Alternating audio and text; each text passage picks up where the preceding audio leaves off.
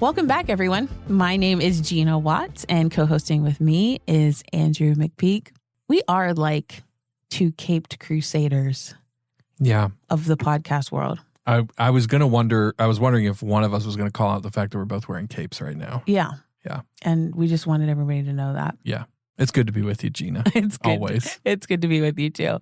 If you believe that a school should be more than just essays and GPAs, if you believe that EQs are as important as IQs, if you expect amazing things from the next generation, then you are in the right place, because we believe that too.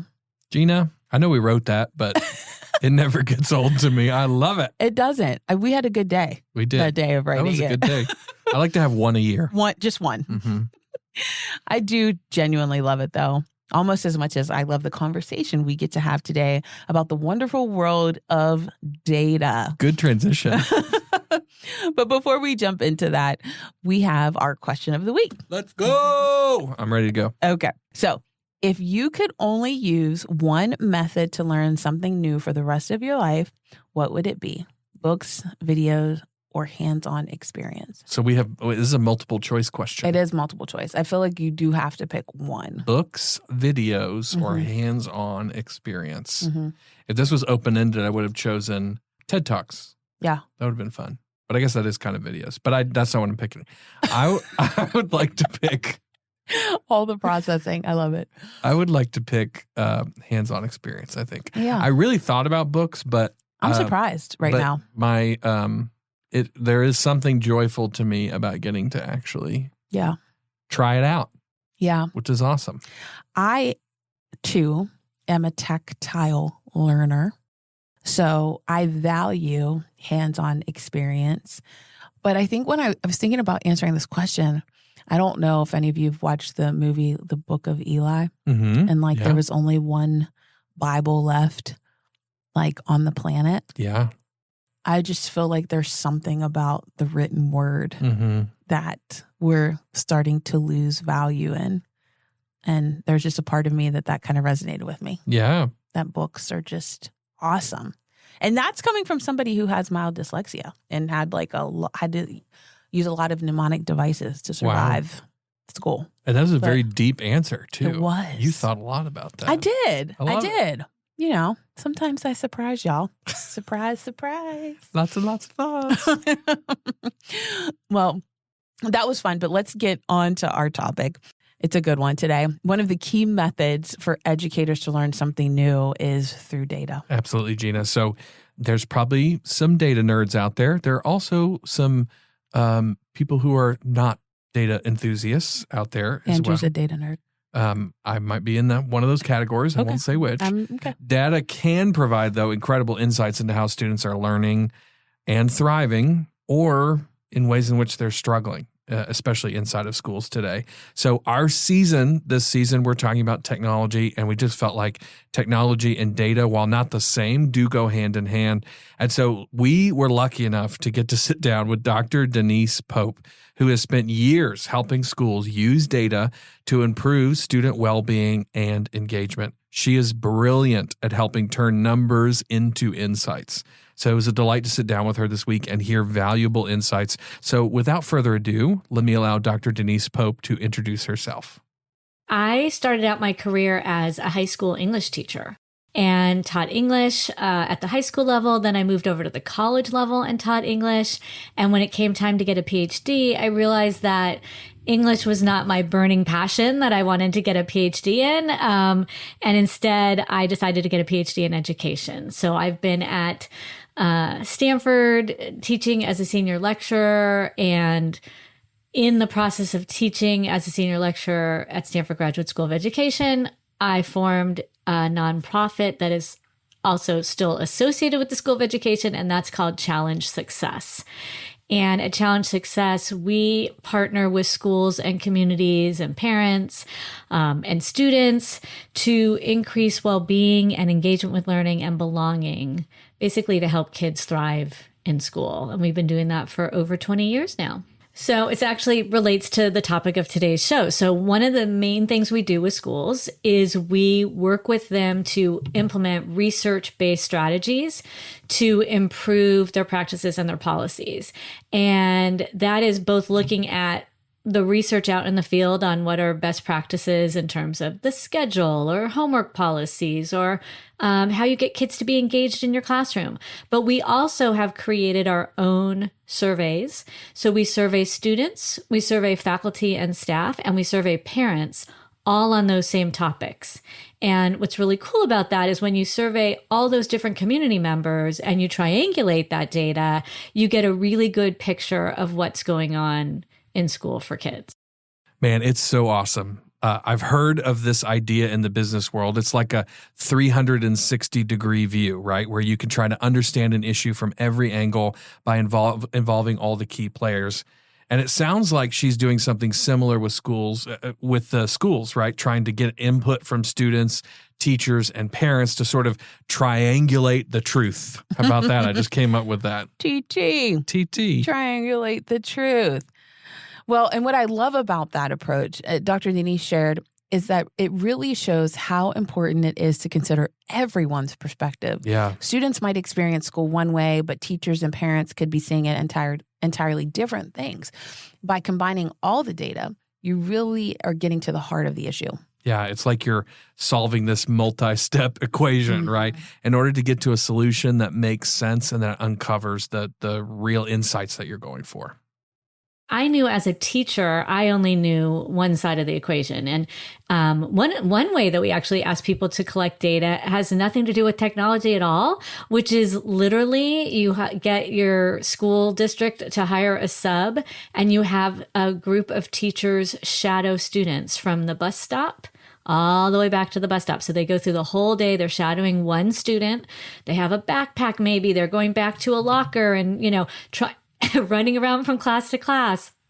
And you learn so much by literally just going day to day and experiencing what the student experiences from their point of view. Wow.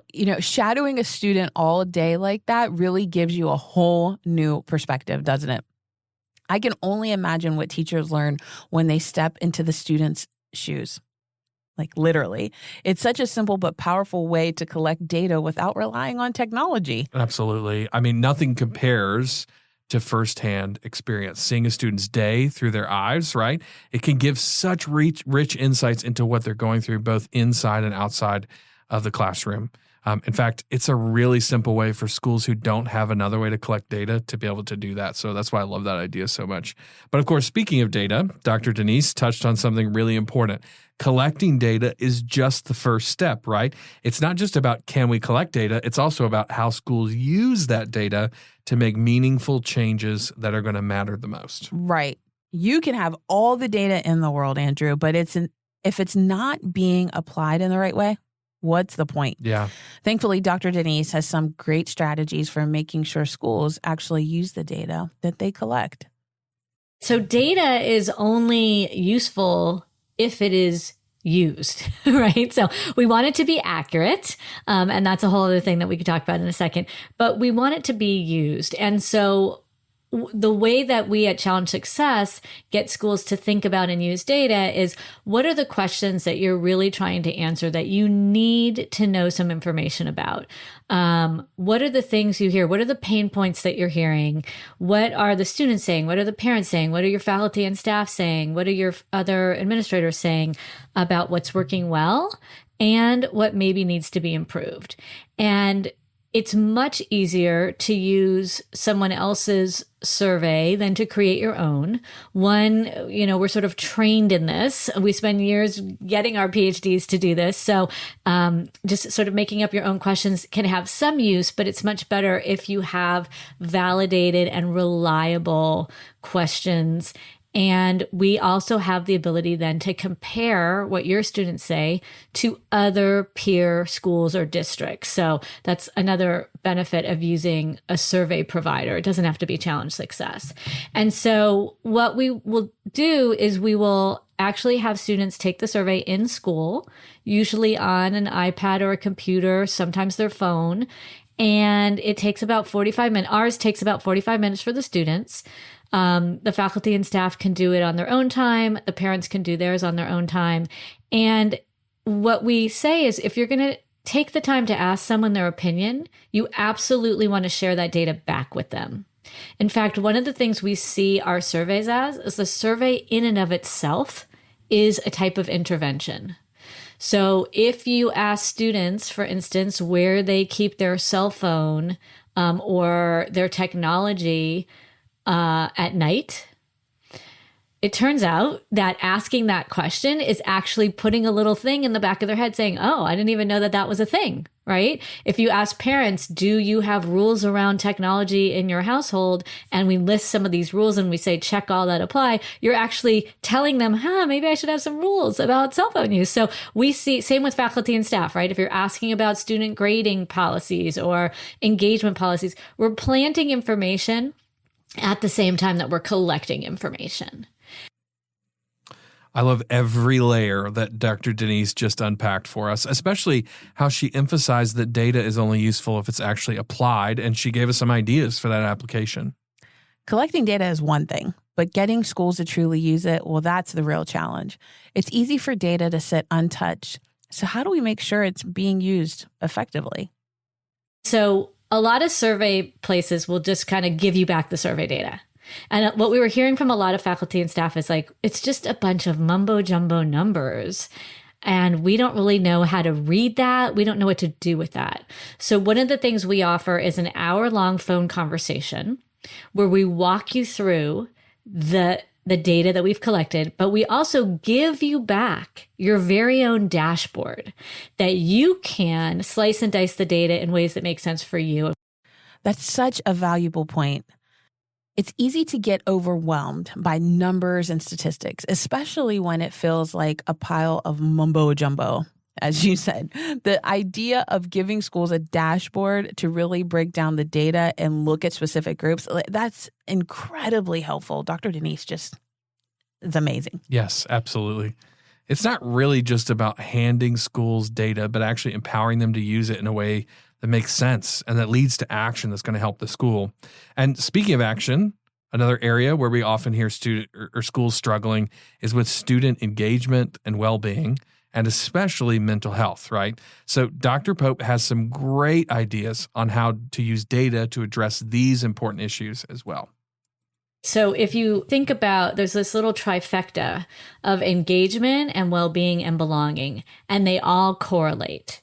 So what that means is if you are exhausted, if you are too stressed out to learn, you're not going to do well in school. But if you feel like you don't belong, if you have what we call belonging uncertainty, if you don't feel like there's an adult who has your back, or you're feeling bullied, or you don't feel like you're part of this community, that you're valued and respected, you're not going to learn. And if you're not excited and engaged by what you're doing, you're not going to learn. And it turns out that if schools work on any one of those three pieces, the others also go up. This is such a key connection, one of my favorite insights, and it makes perfect sense that engagement, well-being, and belonging are so intertwined. Mm-hmm. If one piece is missing, whether it's students feeling like they don't belong, or maybe they're too stressed, or maybe they feel like the information in the classroom is not relevant to them, learning is going to take a hit. And I love how Dr. Pope pointed out that if you start working on just one of those areas, the others improve too. It shows how powerful addressing student well-being really is. But engagement seems to be where many schools struggle. What do you see when it comes to improving student engagement? So I'll just give an example of engagement. We call it the ABCs of engagement: affective, behavioral, and cognitive. Affective means kids are enjoying it and they find it interesting. Behavioral means kids are actually doing it. And cognitive means that they see the value and the meaning and the purpose of what they're doing. That's usually the lowest, right?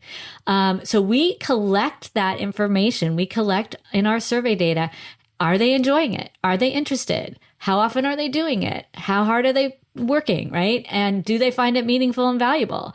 And then we can basically give that back to the schools and say, you know what? They're kind of just doing school. which is the name of my first book that when I shadowed students, this is what we came up with. They're kind of just going through the motion. They're really good at doing it. They're putting in the effort, but they're not enjoying it. They're not interested in it. And what's more horrifying is they think it's busy work or meaningless. So what can you do as a teacher? So then we don't like walk away like, hey, good luck with that.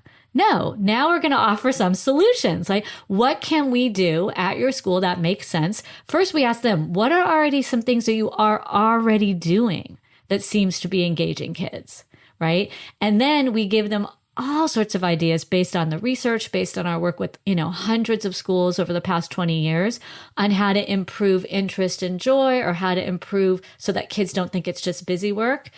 And we can say, why don't you try a couple of these things and we'll survey again, right? So we're looking to see, is it working? And it's sort of, pilot the schedule. When you're running around to 8 classes a day, there's no possible way that you can deeply engage in all of those classes. Maybe you want to try a research-based notion of a schedule. A block schedule, a modified block schedule, fewer classes a day. Maybe you want to try giving students more voice and choice over what they're learning. And we go into detail and we give them professional development on that. So it is full circle, as you said. We do the same thing with well-being metrics and with belonging metrics. And we have our solutions and ideas for them to try and then implement. And then we survey again to see if we've moved the needle. The word holistic comes to mind here, Gina, for me. As I hear Dr. Pope's words, what she's really talking about is engaging students in every aspect of their development, not just the academic side, but of course their well-being, as we've talked about, their sense of belonging, as we've talked about, and just thinking about how all the pieces come together. We're seeing the whole child, right? They're not just a brain on a stick. It's not just a snapshot of their performance. We're really engaging the person. Absolutely, Andrew. And that's where a lot of schools get stuck. When we think about data, it often defaults to test scores, GPAs, or attendance, but we're not always looking at what's behind those numbers. Yeah. I'd love for our listeners to hear more about how Dr. Pope approaches those more traditional performance metrics without adding to the academic stress that students are already feeling.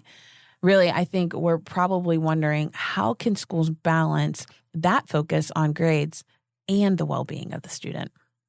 There is nothing wrong with collecting data on attendance or suspensions or discipline or whatever. That's fine. But you can run into this rut. And this is what I hear often from administrators. Well, right now, well-being and belonging, that's all like nice to have, but we got to get our test scores up.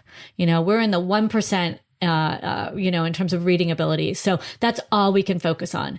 And what I want to say to them is I want you to think back to like your psychology class where you studied Maslow, right? And you're like, the bottom line is a kid has to feel safe, right? The bottom line is they have to have food and shelter, right? But they have to feel safe and they have to feel like they belong and they have to want to do the work. And if you're willing to take a little bit of time out and work with us on well-being, belonging, and engagement, those reading scores will go up. And that is a bit of a leap of faith. It is hard and scary for people to think about that. It is hard for them to think about how having a teacher shadow a student is going to make a difference in the long run to some of those other metrics that tend to be around performance, right? It's hard for them to understand how doing a student fishbowl, which we do all the time, and focus groups, right? Which is real data, where they say to you, I can't focus on reading because I don't even have time to eat lunch because there's no time to get through the lunch line, right? They're just real day-to-day information that is absolutely critical to make those performance metrics move. The kids are absolutely feeling the stress. They are feeling both school-imposed stress, parent-imposed stress, self-imposed stress, right? Peer-imposed stress. And we have to move away from school. The purpose of school is to sort people into the haves and the have-nots and the A's, the B's, and the C's, and into what is the purpose of school? What's the mission, right? To your name of a podcast, which is really to have students thrive and give them the skills they need to be the kind of citizens we want in this world, but also to literally have joy and feel meaning and purpose in their lives. Gina, this is so true. Schools often get caught up in the idea that well-being and engagement are just nice to haves, right?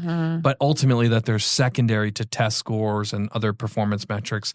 But like she said, going all the way back to Maslow's hierarchy, right? Right. Kids can't focus on academics if their basic needs are not met, whether that's feeling safe, whether that's feeling like they belong, or simply just having enough time to do something like eating lunch, right? These things are crucial and we have to think about them.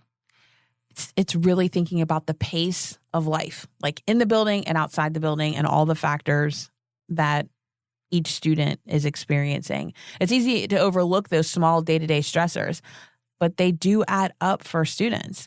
What I love about her approach is that you don't just focus on one form of data like test scores or attendance. You really are pulling in multiple perspectives, making the data less intimidating and actually more human. Yeah. Oh, I like that, Gina. That's great. And I love that we're debunking this idea that it is scary or overwhelming, right? Data can be as simple as talking to your class about what's working and what's not, right? A quick little live survey right there in the classroom. And I think when we think about it this way, it shifts towards valuing qualitative data just as much as quantitative data, right? It's really easy for schools to value quantitative data, but if we began to emphasize qualitative data, we would get really rich information there too. This holistic approach is evolving with the technology we have today, and Dr. Pope had some great insight into how this is working. We're trying to take the scary out of data as well. Like we're trying to put the human back in, but also take the scary out of it. So this idea of a combination of qualitative and quantitative data. And qualitative data can literally be you talking to your first period class and saying, hey, what's working well and what's not working so well? And let's put our heads together and try to fix this. Literally just bringing the students into the conversation is a way to collect data, and that is very valid data. So this idea of qualitative data being as valid as quantitative is finally coming into some kind of, acceptance in the field. It's been a while. I think the idea of triangulating data. So when I say that, I mean, we ask the students, how much sleep are you getting? We ask the teachers, how much sleep are you getting? We ask the parents, how much sleep do you think your kids are getting? And then we put it all together and say, oh, no one's getting enough sleep in this system. What can we do to make that change? So this idea of getting multiple voices in, not just accepting the attendance roll or the list of suspensions as the only form of valid data. I also think that technology is getting better. Our dashboards are getting better, where we actually you don't need to have a PhD. We've built data representation tools that are very user-friendly, that we can say, you have control of the data now. You can do that search for the 9th grade girls and see how much sleep they're getting, because it's literally, if I can, I'm so not techie, right? My kids laugh that I do workshops on AI. They're like, Mom, you barely know how to use your cell phone. But it's because we can design these things now that are very user-friendly, that I can say, hey, I can manipulate this dashboard. Right. You don't need a PhD.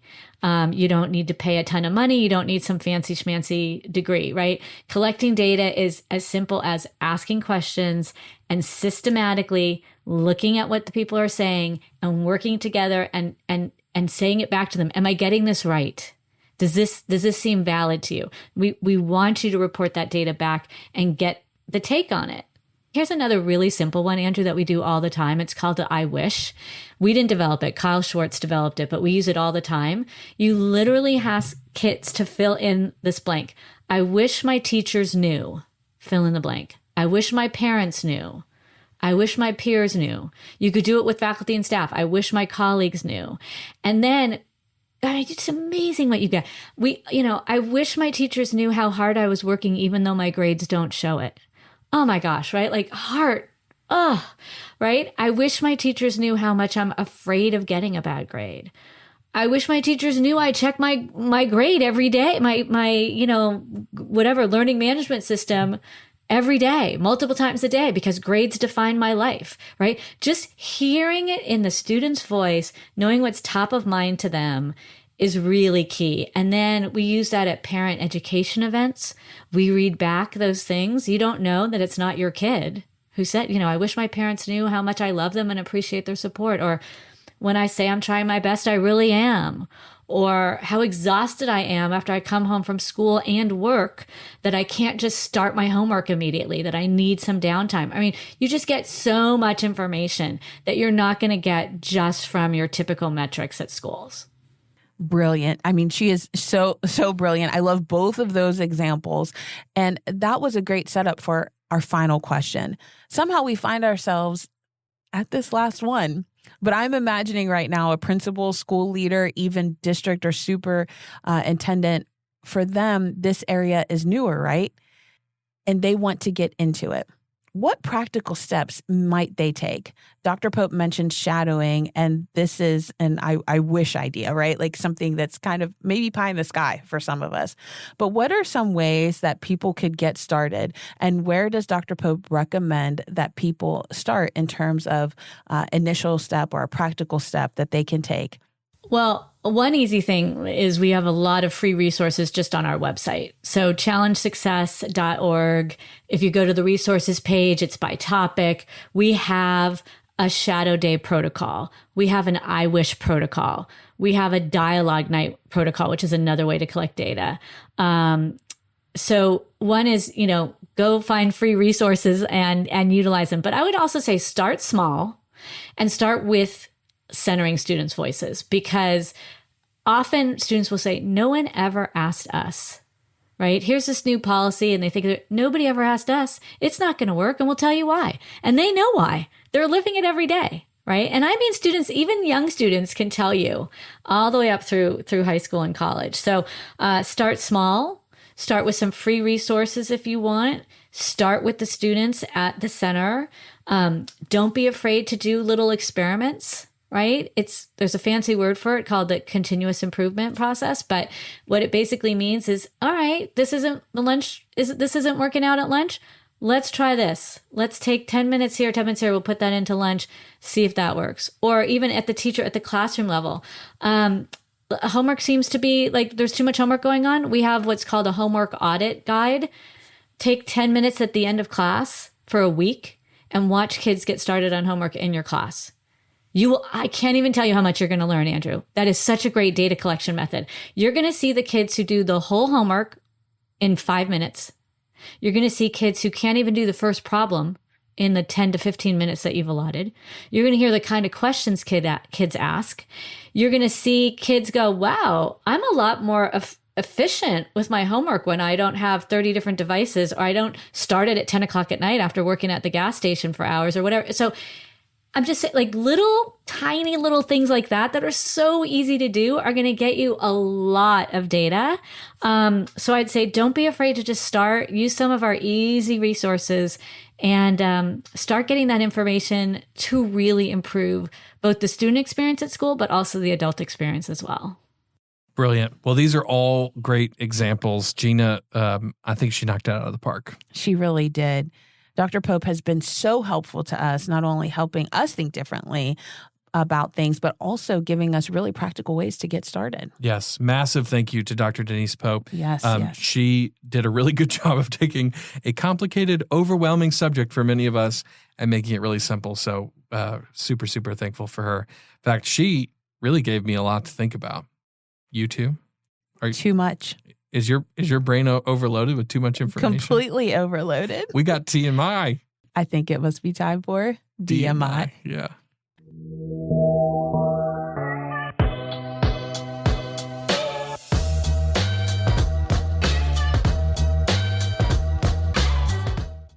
DMI, of course, stands for Don't Miss It. Andrew and I both will highlight one thing from today that we don't think you should miss.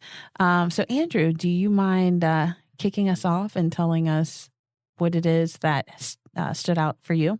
I would love to. So, I mean, it got referenced earlier. I'm a data nerd, so of course, all of this was really fun. But what I really loved is she connected some dots that I actually had never connected before, at least not in the way she said it. She said, as you're looking at student engagement, which is a metric we're often looking at, right, or you're looking at student wellness, like mental health and some of those things, that what you're not often paying attention to and what they've seen in the data they've done is that those things are actually connected. So she called it the trifecta. I love this. Engagement, well-being, and belonging are all linked, meaning that if one of those areas is not what it needs to be, it will affect the other two areas. So you can have a super engaging classroom, but if kids don't feel like they belong, it's not going to matter much. Yeah. Or you could create lots of belonging, but if students are struggling in the area of mental health and nobody's helping them with that, it's probably not going to matter that much. Right. And the same thing, of course, with engagement. So the fact that those three are linked, but also that if any one of, or even all three of those are not what they should be, even working on one of them, not just the one of them, will actually affect the other two. So it's really interesting to talk about the links between those, both in the negative sense of, hey, if one's not right, it's going to mess up the others, but also in the positive sense of like, if you work on one, it will positively influence the others too. To me, that was really interesting, a really interesting insight, and identifies for schools that are saying we're struggling in this area, that they might be able to work on that or bring up that issue or solve that issue in a way that most people probably wouldn't even think about, which I just really appreciated that insight. That's really, really good. You know, I'm going to borrow this term from you. You often refer to like going back to the basics and like the foundation of the conversations we've had. And I think one of the things that Dr. Pope said multiple times throughout this interview is the importance of doing something with the data. Yes. It doesn't matter how much data you collect. It doesn't matter where you even got it from if you're not going to do something with it. It was basically right? a waste of time. Exactly. And so I just wonder how many of us have been trained as leaders, as educators, as administrators to collect data, right? We're trained, we're told the trainings that we go through from the different state departments or the funding agencies of like, this is all the data you have to collect. But then we're not actually empowered or equipped to do something with it. Yeah. And maybe we could turn this into a training. I'm just saying, because that's the thing that resonated with me the most is how many folks are sitting on data that will tell them what they need to do to create an environment that's engaging, that focuses on belonging, right? Like it does the trifecta, right? And it does it well, but we just don't know what to do with it. We don't know what to do with all of that information. And then the other thing is that I do think a lot of schools really continue to struggle with parent engagement. And I think part of parent engagement is like, well, why would I give you my opinion if you're not going to do anything with it? Yeah. So she's giving you the method, right? It's like, let them in. Let them in. Yeah. I love that. You can't do everything that they ask, but do something. And report on it. Yeah. Hey, I heard this from you. I went and acted on it. Here was the result. People love that. Yeah, they do. So good, Gina. So, I mean, if you're that person out there and you're going, you know what? I need to start doing something with all this data I'm collecting. I would strongly encourage you go check out Dr. Pope's website. Her organization is called Challenge Success. So go on over to challengesuccess.org to check out some of their resources. And just don't be afraid of getting started, even if it's in a small way. In fact, I would say just lower your expectations. We don't have to get it all figured out at once. Right. And do something small that starts to make a difference in the right direction. So thank you guys so much for joining us again on this podcast. This has been a really helpful and important subject. And thank you, Dr. Denise Pope. It's been truly a joy to learn from you. And thank you all for joining us today on this episode of the School on a Mission podcast. Now, before you hit skip on to your next podcast, we've got a little challenge for you. Grab a pen, a notebook, a sticky note, or even the back of your hand and write down the action you're going to take this week. Maybe it's something you are going to do, something you are going to investigate, something you want to read more about, or a person you want to meet with. Do you got it? Perfect. Now DM us with your action step. We want to hear from you, and we can't wait to see what awesome things you're up to. Until next time, friends, stay curious, stay bold, and keep leading your school on a mission. The School on a Mission podcast is produced by Growing Leaders, powered by Maxwell Leadership Foundation. You can find out more about Growing Leaders at growingleaders.com. We We especially want to thank Dr. Denise Pope for joining us as a guest on today's episode. The podcast was co-produced by Angelica Oliver and Kara Mallory. To find out more about the School on a Mission podcast, head over to schoolonamissionpodcast.com.